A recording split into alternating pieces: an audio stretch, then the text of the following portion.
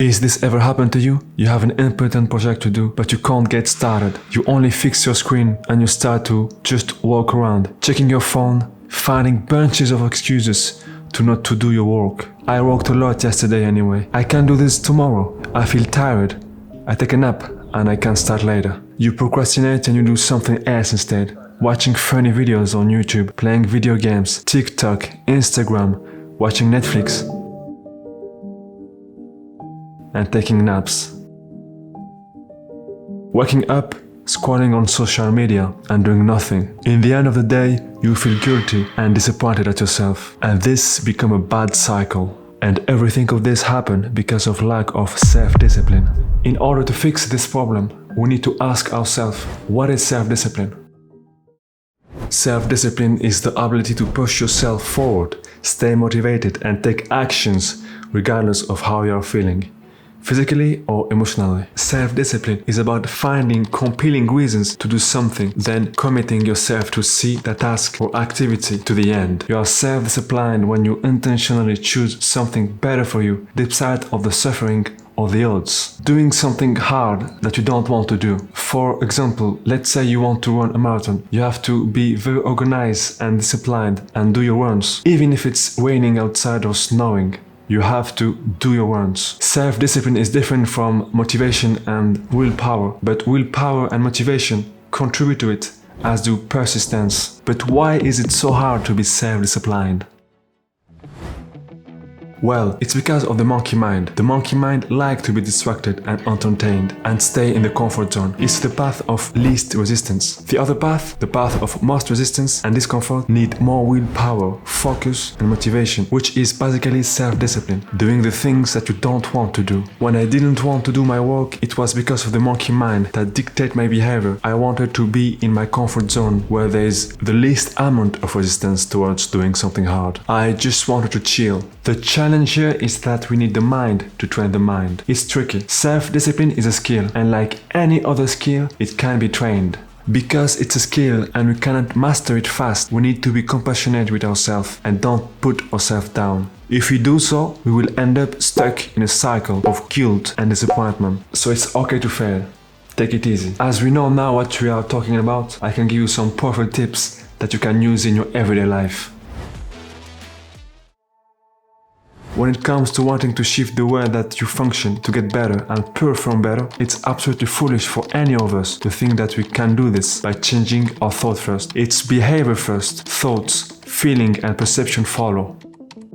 In other words, mood follow action. It's actually my mantra. I really try to live by it, and I think that it's very empowering. When you feel overwhelmed by the amount of work that you have to do, or feel anxious or sad, don't wait to feel better to start your work. This is the wrong approach. You will feel better by taking actions, by doing something. You have to get started, and always, there is no perfect moment than now. When I wrote the script of this video, I felt overwhelmed at first, because it's a big subject to me. I just sat at my desk and started the first sentences, and I felt better, and I kept going the whole day, writing chapter after chapter. Even if I really don't want to do it, I had to do it regardless of how I felt. You get inspired by the action you take. The more I was writing my script, the more I felt inspired and motivated to finish my script. So always action first, just start.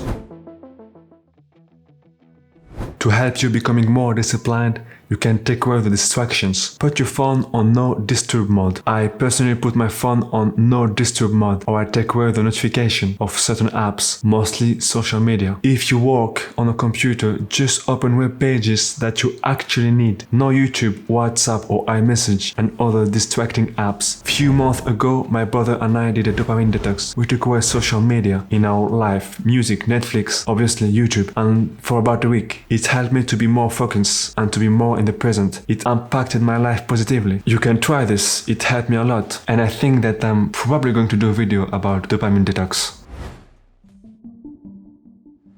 To be more focused, you have to understand that mental focus follows visual focus. For example, if you start to read a book and you stare at the words that you are reading, you're going to feel some agitation and your mind is going to jump all over the place. But if you wait just a couple of minutes, the rest of the world will disappear and you'll be in a flow state. You have to wade through some sewage before you can swim in clear water.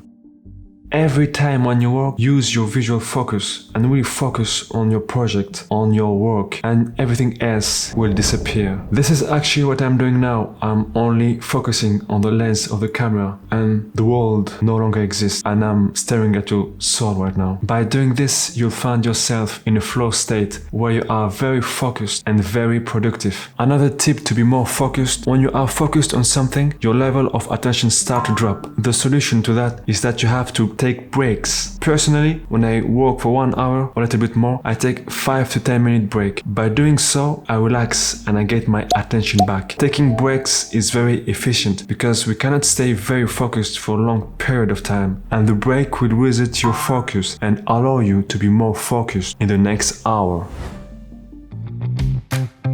To be disciplined, you need to be smart when you want to achieve something. If you have a big project, don't look at it as a big thing to do, but as small milestones that break your goal down. And this is going to be more manageable, and for your mind, it's not going to be overwhelming and stressing. You will not wander and procrastinate. Small pieces of work and time blocks will be way more doable than when you think about everything you have to do, big project. By doing so, you have more control of your project. When I was writing the script of this video, I didn't say to myself, you have the whole script to write. No, I transformed the script into small pieces that are chapters. So the whole script is formed by small chapters, which is more doable for me and less overwhelming.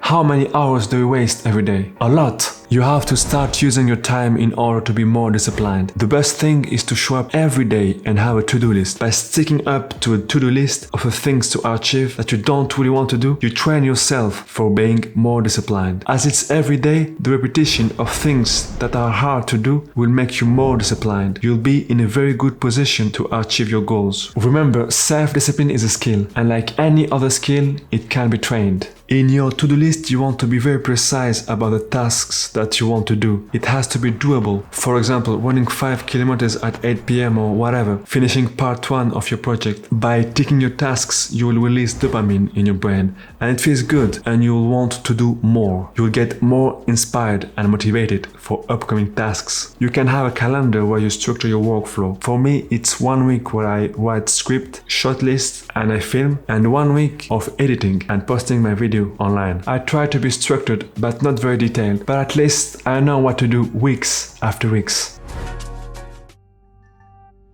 This part follows what we just talked about. Having good habits will help you to become more disciplined and help you to improve yourself to a degree that you don't expect. And good habits erase bad habits. Let's look at some good habits you have to install in your daily life. First, wake up early and try to get 7 hours of sleep. I wake up between 6 and 7, it depends. And I sleep around, let's say, 11, but mostly 12. Waking up early is a good habit. Taking a walk is a good habit. And do something productive in the morning. Take a run, prepare your day. Do hard things and don't look at your phone. Second habit, you have to read every day. I struggle to do that, but I try to read 15 minutes to 30 minutes every day. But 30 minutes is the best. Reading is very beneficial. It will help you to relax and think and create new ideas and be inspired too. Third habit is physical activity. 1 hour of physical activity to be precise. There is no need to say how good it is to do a daily physical exercise for the mind and the body. It's only beneficial. Whether it's running for long distance or short distance or biking if you have a bike. I love biking, by the way. You can of course exercise at home. Do push-up or any other physical exercise that make your heart pump. I personally run 3 times a week and I take walks every single day. All these habits are super important. They help you to become more disciplined because you train yourself every day doing something hard that is not entertaining, and by doing so you break the resistance and you become more self-disciplined. Habits are the compound interest of self-improvement. And I want to add, habits are the compound interest of self-improvement and self-discipline.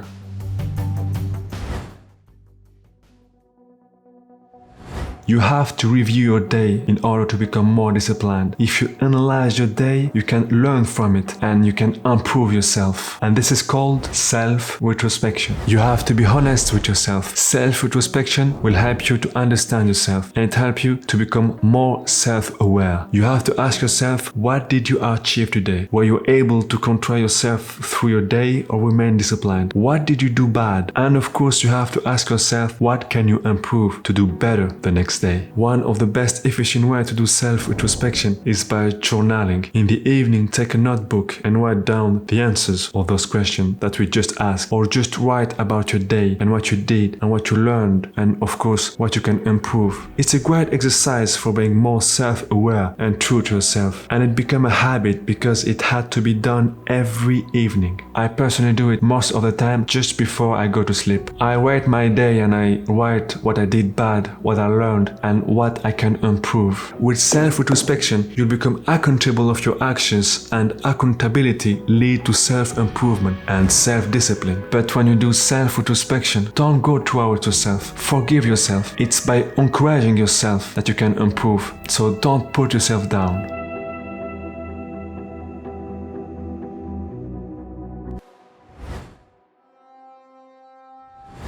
A lot of things are going on in life. Only focus on what you can control. It's easy to get carried away in this madness, nonsense that life can be sometimes. Just look at what happened the last 2 years. The world was upside down, but the only thing we could do was focusing in only what we can do and what we can solve. This is a very important point to build self-discipline and to be happy in life. Because sometimes we ruminate and we are stuck in our thoughts and we ask ourselves, what if this happened or that happened? This is just a waste of time, and it's the best thing to do if you want to feel anxious and if you want to procrastinate. Instead, you want to accept the situation and focus only in what you can control. And if you do so, you feel more inspired and more motivated, and you feel more happy and focused on your goals.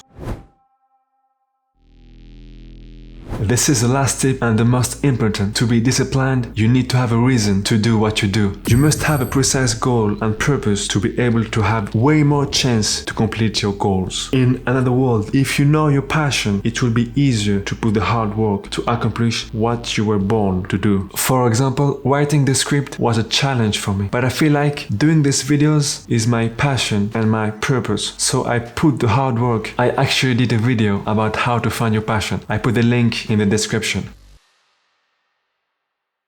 Before you skip this video and watch another video, let's do a small conclusion. Mood follow action. Don't try to feel better, take action. Action first. Cut the distractions. Put your phone on no disturb mode. Close the web pages. Mental focus follow visual focus. So when you do something, use your visual focus and wait a little bit and the world will disappear. Take small steps. When you work on a project, cut it on small steps so you will not feel overwhelmed or stressed. Use your time well and don't waste your time.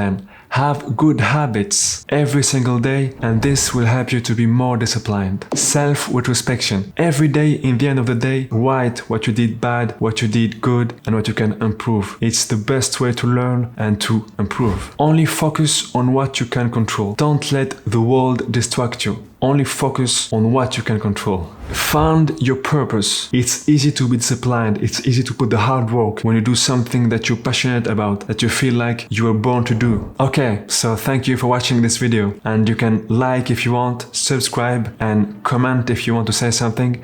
And I'll see you in the next one. Thank you. Bye.